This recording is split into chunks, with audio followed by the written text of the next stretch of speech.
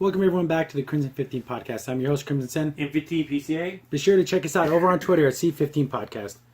So, we got a new trailer for Season 2 of Star Trek Discovery. And the only reason why I found this trailer, there was a story from Deadline, and the title was Star Trek Discovery trailer energizes Starfleet fan base for second season mission. But they had to be so over the top with it. Let's just say this is a new trailer for the new season. They say energize when they power things up. Okay, we get it. You saw 2 episodes in your life. Yeah. But we get to the trailer, and overall, this just seems like generic sci-fi plot. Yeah. If this was the plot to some video game, that's what it really feels like. Like, oh, there's a new mission, and this week they go figure it out. Not Trek, though. This was Buck Rogers or Battlestar Galactica right there. But that's not what we're talking about here. So we get this whole thing. We get a lot of Spock, and the guy playing Spock, I guess he looks enough like him, but he has like a beard and everything, and I don't know. And we even see Spock in the beginning, like I'm thinking that Spock in the beginning scribbling all these look like, I don't know if he's doing like a math equation or something, but it's like, what is he? Oh, he's a mad scientist. Like, what is this? And the thing is, okay, I guess I remember from the previous trailer, if I recall, he's coming out of a pot, so that's why he had the beard. I get that, but why didn't you shave it? Yeah, like it messed up his mind or something. Yeah. And then they're like, oh, the choices we make now are going to affect the whole entire galaxy. Didn't we just do that last season? Yeah. Remember they're saying how the Terran Empire was using their engines were actually causing the reality to get torn apart. So didn't she in fact already save the galaxy? Now she has to go save the galaxy when again? you don't really understand how Star Trek sci-fi works, you just use generic sci-fi plot every season. Save the galaxy. Yeah. Save the galaxy. Save the galaxy. They don't know. They don't know anything else. So everything is save the galaxy, and then we got a little scene of the Klingons fighting, and I hate the way their batlets look. They look stupid. They don't look sharp. They look like bows without the strings. Yeah, it's stupid. I think just from the aesthetics, yeah, it's pretty bad. And then, we get some more action shots and everything. It just feels so... I remember you brought this up to me, like, how Captain Pike is wearing the yellow uniform, but isn't that wrong? At the time, wouldn't they not have those uniforms? Well, actually, I remember it was kind of more greenish yellow. It was weird. It all depends, but the thing is, why, like you said, I know Discovery is a special ship, but why do they still have different uniforms? It's just weird all the way around. Either keep the original uniforms or have these new... No, half and half. Yeah, don't do... Some people have them, some people don't. And for the first time, I still like Pike. I still like the actor who plays him. But he was a little bit off on this one. Yeah. Especially when he said at the end. I didn't like that. So, and then they keep talking about these red energy things appear everywhere. Then when they do, this being we call the Red Angel... Red Angel. Well, I never heard this before in Star Trek ever. And this is supposed to be like a galaxy-ending thing. Well, that's nice that we never knew about this. Yeah. Unless they do some type of time travel, thing where it alters reality, that pulls Michael Burnham out of existence, and she saves herself to save the galaxy. Maybe, but why wouldn't they ever bring this up before? Because, I remember when they were doing the Omega Directive to get that energy drop that can, power, whole planets, basically, with just a couple particles of it. It's so dangerous, so it could blow up and stop warp drive forever in that region of space. Maybe they kept it secret, but they don't ever say that in this. We don't know. They don't want anyone to know, but they don't say anything though. And it literally looks like it has wings and everything. Yeah. What do you think this thing is? I'm sure it's a life form or some kind of entity, but it make it look like almost. I hate to say, almost like a bad guy in Ninja Gaiden. It does. Yeah. Or again, like a video game plot. Yeah. This makes me feel like if this was a DLC for Mass Effect, I'd believe it. Yeah. And that's fine for something like that. I love Mass Effect. I love the hell out of it. But it's not Trek. Trek is different. But now Trek is just like everything else now. Yeah. And it's Discovery is just making it just like every other regular run-of-the-mill sci-fi thing. So we see some video footage of this thing showing up and then everyone's running away from it and it kills everyone in a room. It's like, okay. What's going on? Why is it... And in that scene, Pike's wearing the Discovery uniform. Yeah. So I wonder if he switches uniforms. Yeah. So who's captain of the Enterprise right now then? If Spock's not doing it. Well, at that point, since it's the crew before Kirk took over, it was a whole different crew. Yeah. It might be that one woman. I don't remember. She's in the plot episode when they were in the gray outfits. I'm not sure, but... Beard Spock, I guess he looks fine enough.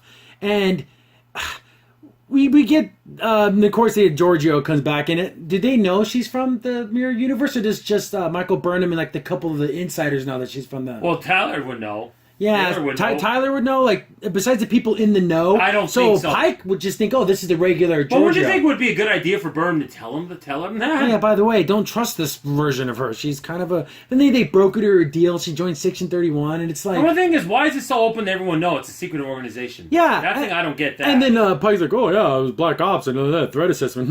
Like, should he even know about it? No, I mean Section 31. No one hardly knows about it except for like the high start. But this almost seems like Section 31's like SEAL Team 6. It's like a thing you just know. Well, the thing is, they're making it like it's the CIA. Yeah, and it's not the CIA. It's supposed to be covert. It's supposed to be like Black Ops. Okay, we're not supposed to know about it. But that's what the kids. These are people that don't know Star Trek, and they're just writing it the way they would write it in today's world. So then we get like this symbiote looking thing. It's the symbiote. It's Venom. Because it looks just like it. I mean, it's a little ridiculous how similar this alien looks to the freaking Venom symbiote. Like, it's even like taking over Tilly, like it's climbing all over. Like, the thing is, the Star Trek was a trendsetter for other sci-fi. It's not the other way around. Tyler comes back. Yeah, Tyler's back. So I kind of liked him. But the thing is, why is he not Klingon? Because he is. Why didn't he switch himself back? Yeah. I know they did like a whole body transference thing. Well, if they could do that, they can undo it. Yeah, exactly. They can't undo it. I don't know. Maybe they can. But, we see, again, just a lot of like generic action. Then we get these other aliens that are like, again, video game aliens. If you told me this was from the new game Anthem, or again, like Mass Effect, I would believe it. The thing is, I'm glad that the hopefully new aliens established in Star Trek. At least it's a new thing, unlike the Klingons. At least that. Even though they look video game-ish, at least give me that. Yeah, like he even has like a little shoulder thing, and it kind of has like a big hood on and everything. It's just a little silly looking. I mean, it kind of reminds a little bit of the Shellyak, but they're not the Shellyak, but they have that same look with the... And it has like a shoulder pod laser shooter thing. It feels like such like a video game. These people don't... It needs to be a little bit beyond that. And I love video games. I mean, us old Star Trek fans we don't know. This is crazy. This is not what we want. And it's nice to see Burnham and Spock talking because, they're supposed to be brother and sister, Like, come on, give us a little of that interaction. But they're such good brother and sisters, he never brought her up ever in his whole entire life. No. Ever. Thing is, I understand not bringing up to the rest of the crew, but not Kirk, at least. Not Bones, They never like, oh, your sister. Yeah. Again, unless they do something where she gets, like, wiped from reality or something. Maybe. But we're giving them too much credit, though. I don't think they're going to do that. And so yeah, it's just a lot of action, lots of explosions and stuff. No context. We don't know what's going on. But I like Stamets. He's cool. I like him. Paul grew on me. Yeah, he definitely did. He started out as a complete a-hole. Yeah. Now he looks like he's doing more science stuff. I like that when they're doing science stuff. That's kind of my favorite part of the show is when Burnham's in. Working with everyone, they're trying to figure out a problem or something. Except the shot you have, the still shot right now in the video, I don't like that look. She has that little, she just has that. Like, I know better. Like, okay, Burnham, we get it. You're the best thing ever. And, they have a couple, again, they're trying to be funny. They try to throw in a couple of jokes, like, oh, this is a fight for the future. And Pike's like, we're always fighting for the future. I don't know. The thing is, I like this Pike, but this one, like I said, he started to slide a little bit. He's starting to get a little Zach Brannigan. Yeah, a little bit. A little too silly. Yeah. And then, like, the line at the end where he's talking to Spock. It's like, oh, Mr. Spock, is that a smile I see? It is. Is this funny? Spock would never admit that. But remember, his brain got scrambled. That's so stupid. That's not even a scientific term. That's just stupid. Even in today's friggin' world, that's not a scientific term. It just, to me... It just feels like, I don't know, they're trying to put in comedy, and I don't think anyone's laughing. It's just kind of like a break in the silence. It's so funny when you said Zach Brannigan, always reminded me of that Captain of the Callister on Black Mirror. Almost that real kind of... Yeah, over the top. I mean, come on, a little too much. Gotta tone it down, come on.